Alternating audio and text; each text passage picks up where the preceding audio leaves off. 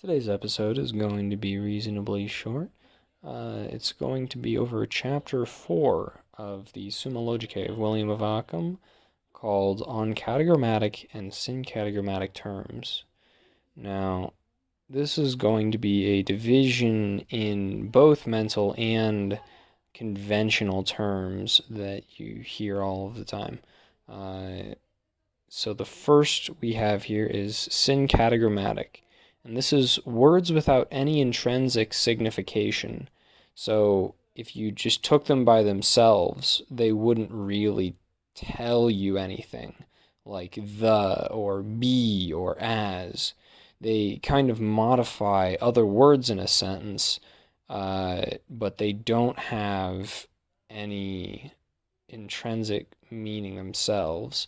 Now, the other kind is categorematic terms. They have intrinsic signification. So tree, Bob, wind, cat, and 72.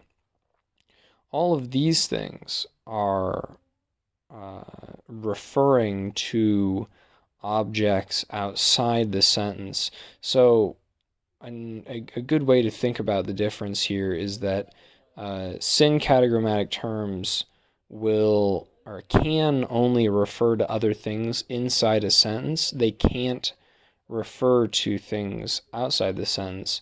And then categorematic terms are what allows the syncategorematic terms to kind of make it out of the sentence alive. Like they can modify these categorematic terms to tell you things about them, like every cat or some cats. And then we've got two examples here. One is the hamster barks at midnight, which was come up with by a friend of mine. And the second one is not for thy harms, but just that thou mightest seek it in my arms, which is one of the lines from my favorite poem, The Hound of Heaven, which you may have guessed. The categorematic words in both these sentences are hamster barks, midnight thy harms, thou my arms. And then the syncategorematic terms are the, at, not for, but just that mightest it in. And